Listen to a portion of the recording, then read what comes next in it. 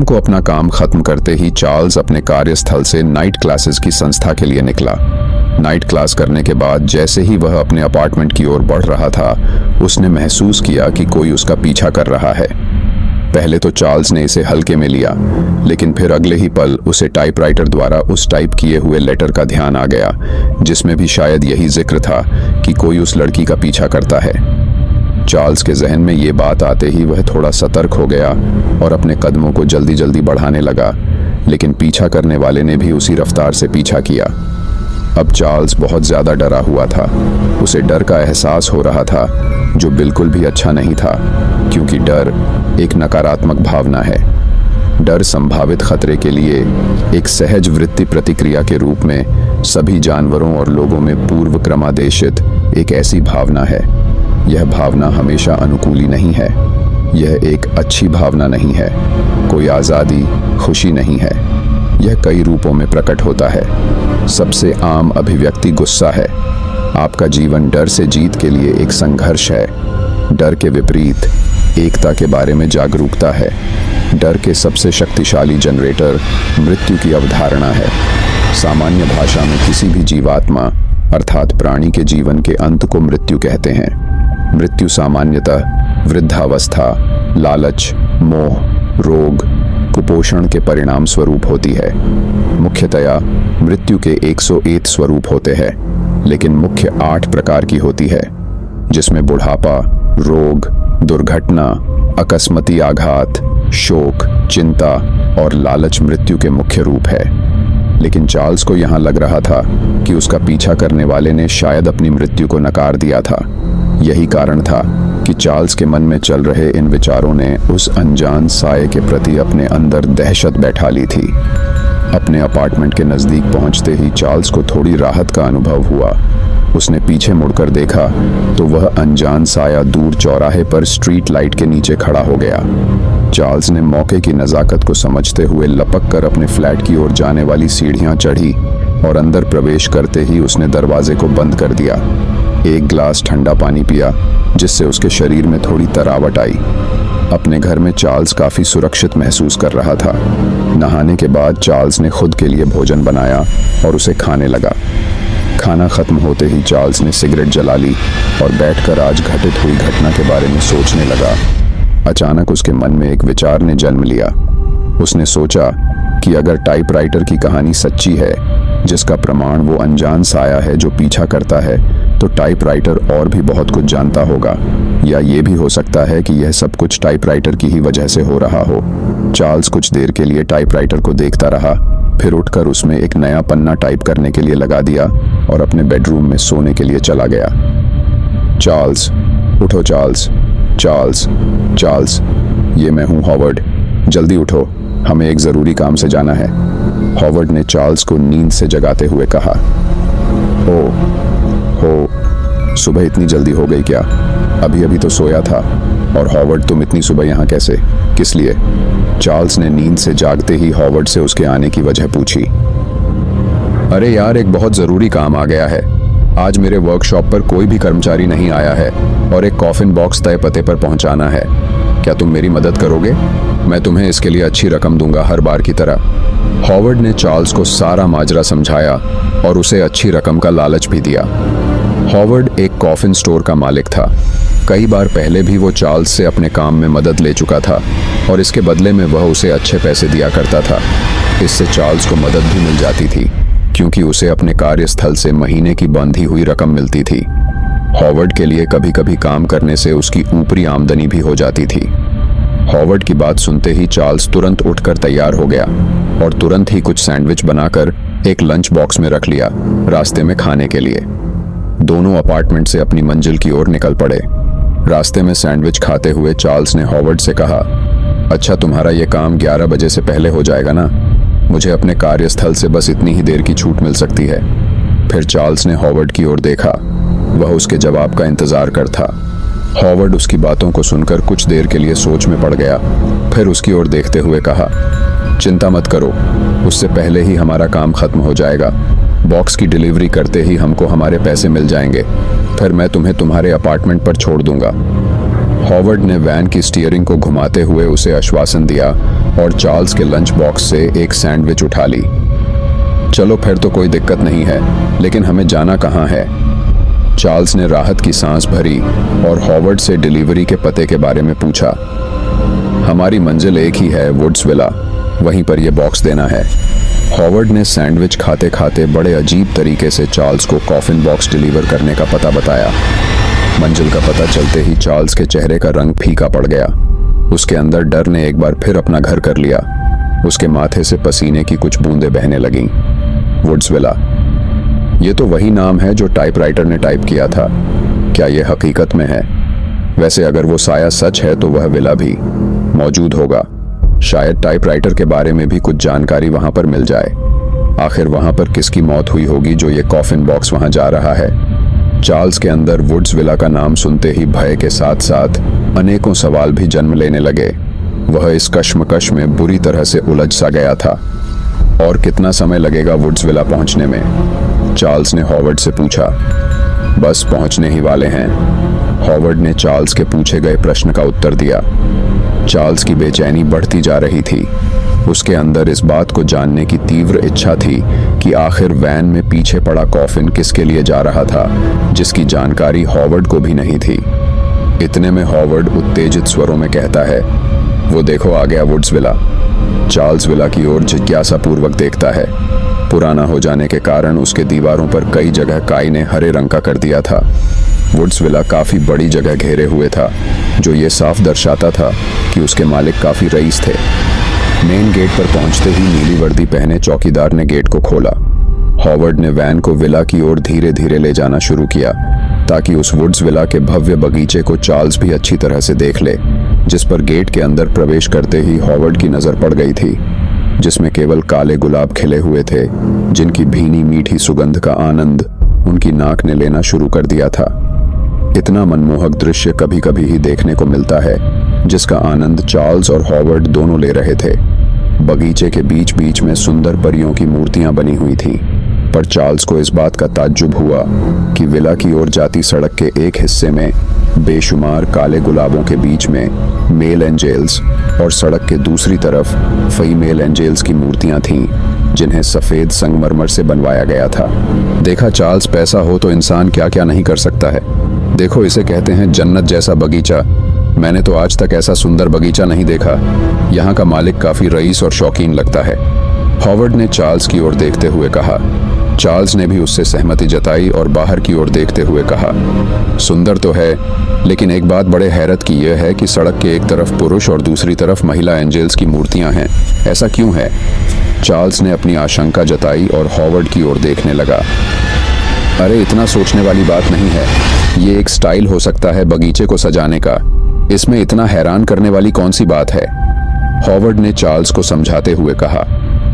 दोनों सुंदर नज़ारे को देख उसकी प्रशंसा करते हुए जा ही रहे थे कि चार्ल्स की नज़र बगीचे के बीचों बीच कुछ खाली स्टैंड थे, जो सफ़ेद संगमरमर के बने हुए थे, लेकिन उन पर अभी तक मूर्तियां स्थापित नहीं की गई थीं। ये देखो चार्ल्स, यहाँ से खाली पड़े मूर्तियों के स्टैंडर्स शुरू हो जाते हैं, और ऐसा ही तुम्हारी तरफ के बगीचे में महिला एंजेल्स की मूर्तियों के बाद खाली पड़े हैं।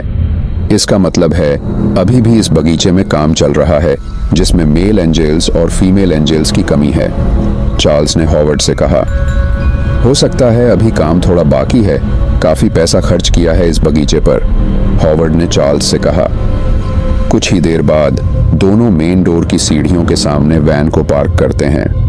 दोनों वैन से बाहर निकलकर सीढ़ियां चढ़ डोर बेल बजाते हैं, जो एक पुरानी सुनहरी घंटी थी, जिस पर मकड़े ने अपना जाल बना रखा था, जिसे देखकर इस बात का अंदाजा हो रहा था कि उस घंटी का इस्तेमाल कई वर्षों से नहीं किया गया था। चर्ररररर, वुड्स विला का पुराना दरवाजा खुलता है। अंदर से एक 50 वर्षीय सुंदर महिला काले स्कर्ट और टॉप में बाहर निकल कर आती है। उसके चेहरे से उसकी उम्र का अंदाजा लगा पाना मुश्किल था। उसने आंखों पर काला चश्मा लगा रखा था। क्या आप ही मिस्टर हॉवर्ड हैं, कॉफिन स्टोर के मालिक? मेरा ऑर्डर किया हुआ कॉफिन लाए हैं? उस अधेड़ उम्र की महिला ने हॉवर्ड की ओर देखते हुए पूछा। उस महिला ने बिना हॉवर्ड से मिले ही पहचान लिया था कि वह कौन है। चार्ल्स को यह देखकर हैरत हुई, पर हॉवर्ड ने इस बात पर ध्यान नहीं दिया। जी हाँ मैडम, बताइए कहाँ रखना है। हॉवर्ड को उस महिला ने जवाब दिया। ले आइए, वैन से निकालकर और मेरे पीछे आइए, महिला ने आदेश दिया। हॉवर्ड और चार्ल्स वैन की ओर चल दिए, खाली कॉफिन लेकर आने के लिए। वो अनजान महिला उनका इंतजार कर रही थी। दोनों शीघ्र ही वैन से कॉफिन लेकर महिला के पीछे पीछे चल दिए। वुड्स विला अंदर से पुराने म्यूजियम की तरह लगा चार्ल्स को। काफी बड़ा हॉल था जिसमें दाईं ओर एक बड़ी लाइब्रेरी थी। दीवार पर हर जगह जानवरों के कटे हुए सिरों की ट्रॉफियां टंगी हुई थी। ऐसा लगता था जैसे किसी बड़े शिकारी का घर हो। हॉल के बीचों बीच एक सीढ़ी थी जो ऊपर के कमरों की ओर जाती थी। वहां उस टेबल पर रख दो, उस महिला ने उनसे कहा और हॉल के बाएं ओर रखी एक बड़ी टेबल की तरफ इशारा किया। दोनों ने कॉफिन उस टेबल पर रख दिया। चार्ल्स ने उस महिला की ओर देखते हुए पूछा, यहाँ किसकी डेथ हो गई है मैडम? चार्ल्स की बेचैनी इस बात को जानने के लिए उसे रोक न पाई।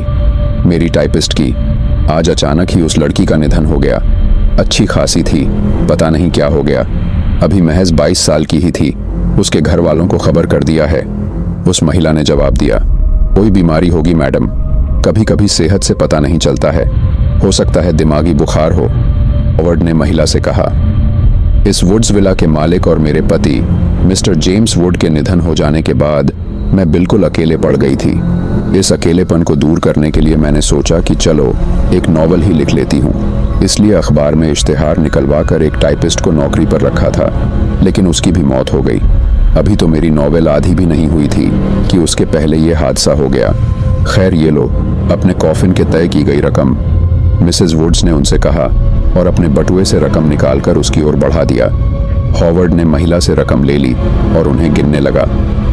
वैसे अगर आपको कोई एतराज न हो तो एक बात कहना चाहूँगा मैडम, चार्ल्स ने मिसेस वुड्स की ओर देखते हुए कहा। बात सुनने से पहले मैं कैसे एतराज जता सकती हूँ, बेझिझक बोलिए, मिसेस वुड्स ने चार्ल्स की ओर देखते हुए कहा। आपका बगीचा काफ़ी सुंदर है, उसे देखते ही किसी जन्नत का अनुभव होता है। बेशुमार काले गुलाबों के बीच लुभावने अंदाज में जो एंजल्स की सफ़ेद मूर्तियाँ हैं, उनसे नज़रें हटाने का दिल नहीं करता है। ये भी आपके स्वर्गीय पति मिस्टर जेम्स वुड ने ही बनवाया था क्या? चार्ल्स ने बगीचे की तारीफ करते हुए मिसेस वुड्स से उस बगीचे को बनवाने वाले के बारे में भी पूछ लिया। नहीं, ये बगीचा मैंने बनवाया है।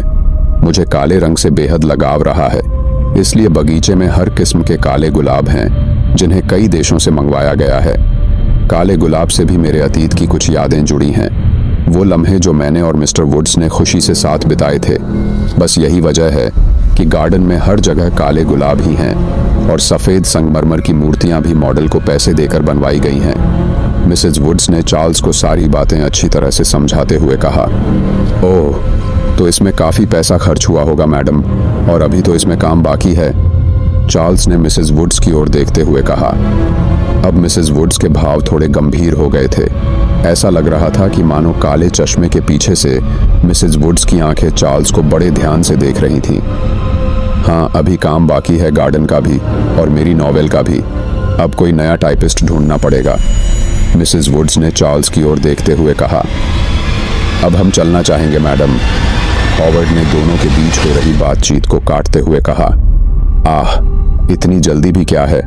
अगर आप दोनों युवकों को कोई परेशानी न हो तो क्या आप मेरी टाइपिस्ट की लाश को इस कॉफिन में रखने में मदद करेंगे? प्लीज़, मैं मदद के लिए चौकीदार को भी बुला लेती हूँ, मिसेस वुड्स ने दोनों की ओर देखते हुए अनुरोध किया। अरे नहीं मैडम, हमारा काम हो गया, हम चलते हैं, हॉवर्ड ने मिसेस वुड्स को साफ इनकार कर दिया। वह शायद लाश को हाथ नहीं लगाना चाहता था। अरे नहीं, ऐसी कोई बात नहीं है, हम आपकी मदद करने को तैयार हैं, चार्ल्स ने मिसेस वुड्स से कहा और अपने दाएं हाथ से हॉवर्ड का हाथ मान जाने के लिए दबा दिया। ओह, मुझे बड़ी खुशी हुई ये जानकर कि आप दोनों मदद के लिए तैयार हो गए हैं। क्या आप में से एक बाहर के चौकीदार को बुला लाएगा? प्लीज़, आज यहाँ वुड्स विला में ज़्यादातर नौकर काम पर नहीं आए हैं और जो थे उन्हें मैंने चर्च और जानने वालों के यहाँ खबर करने के लिए भेज दिया है। मिसेस वुड्स ने अपनी मजबूरी व्यक्त की, जिसे सुनकर दोनों को उनकी मजबूरी का अंदाज़ा हुआ। शायद यही वजह थी कि इनकार कर देने वाले हॉवर्ड ने ही मदद के लिए बाहर जाकर चौकीदार को बुलाना उचित समझा और वह विला में चार्ल्स को मिसेस वुड्स के साथ अकेला छोड़कर चला गया। इस समय आपके साथ इस विला में और कौन कौन रहता है नौकरों को छोड़कर, मैडम? चार्ल्स ने मिसेस वुड्स से बेझिझक पूछा। मैं और मेरी टाइपिस्ट ही रहते थे यहाँ। चूंकि नॉवेल लिखने का मामला है इसलिए ज़्यादा भीड़ भाड़ मुझे पसंद नहीं। कहानी किसी ने चुरा ली तो फिर क्या होगा। आजकल रईस लोग अपनी कहानियों को कॉपीराइट कर लेते हैं। मैंने इसलिए सभी को आने जाने से मना कर रखा था, नौकरों को छोड़कर। मिसेस वुड्स ने दोबारा गंभीर होकर कहा। चार्ल्स को ऐसा प्रतीत हुआ कि वह उसे काले चश्मे के पीछे से बुरी तरह घूर रही थीं। किस किस्म का नॉवेल लिख रही हैं आप मैडम? चार्ल्स ने एक बार फिर सब कुछ नज़रअंदाज करते हुए मिसेस वुड्स से पूछा। मेरी कहानी एक अंधेरी दुनिया की सच्ची घटना पर आधारित है, मिसेस वुड्स ने राहत की ठंडी सांस भरते हुए जवाब दिया। फिर उन्होंने पास ही रखी एक टेबल पर सिगरेट का केस उठाया जो लकड़ी का बना। उधर हॉवर्ड, जो चौकीदार को मदद के लिए बुलाने निकला था, अब उसे गार्डन को पूरा पार करके जाना था जिसके मध्य में कंक्रीट की सड़क बनी थी। हॉवर्ड ने सोचा, इतनी सी दूरी के लिए वैन को क्यों तकलीफ दी जाए, इसलिए उसने पैदल चलने का निर्णय किया। उसे लगा कि इसी बहाने एक बार फिर अच्छे से इस भव्य सुंदर बगीचे के दर्शन हो जाएंगे। हॉवर्ड धीरे धीरे आगे बढ़ता है। विला से गार्ड्स चेक पोस्ट की दूरी ज्यादा थी, ऊपर से इंग्लैंड का रंग बदलता मौसम। हॉवर्ड अभी कुछ दूर चला ही था कि इतने में काले बादलों ने सूरज के प्रकाश को ढक लिया और आसमान में तेज बिजली कड़की। बिजली कड़कने की आवाज इतनी तेज थी कि अच्छों का दिल दहल जाए, लेकिन फिर भी हॉवर्ड ने हिम्मत नहीं हारी। उसने चलते चलते गार्ड को आवाज देना शुरू कर दिया। चार्ल्स को एक बात की राहत मिली कि बरसात ने अपना कहर बरसाना शुरू नहीं किया था, पर फिर भी आंधी जैसी तेज हवाएं बह रही थीं, जिनकी वजह से हॉवर्ड को ठीक से देखने परेशानी हो रही थी। पर फिर भी हॉवर्ड आगे बढ़ता रहा। तेज हवाएं बहने के कारण बेशुमार काले गुलाबों की तेज मीठी सुगंध ने पूरे वातावरण को अपनी खुशबू से महका रखा था। हॉवर्ड ने उन गुलाबों से भरे बगीचे के ऊपर एक नज़र डाली। आंधी का भी उन गुलाबों पर कोई असर नहीं हो रहा था, वह केवल हवा से इधर उधर झूल रहे थे। इतने में अचानक हॉवर्ड, ओह मेरे प्यारे हॉवर्ड। हॉवर्ड को एक अनजान महिला की आवाज़ पीछे से पुकारती है। पहले तो हॉवर्ड उस आवाज़ को जोर की हवा बहने के कारण सुन नहीं पाता है और आगे बढ़ता ही रहता है, पर फिर भी आवाज़ का आना बंद नहीं होता है। हॉवर्ड, ही। हॉवर्ड, इधर देखो प्यारे हॉवर्ड, ही। एक बार फिर से उस मधुर मदमस्त कर देने वाली आवाज ने अपनी हंसी के साथ हॉवर्ड को पुकारा।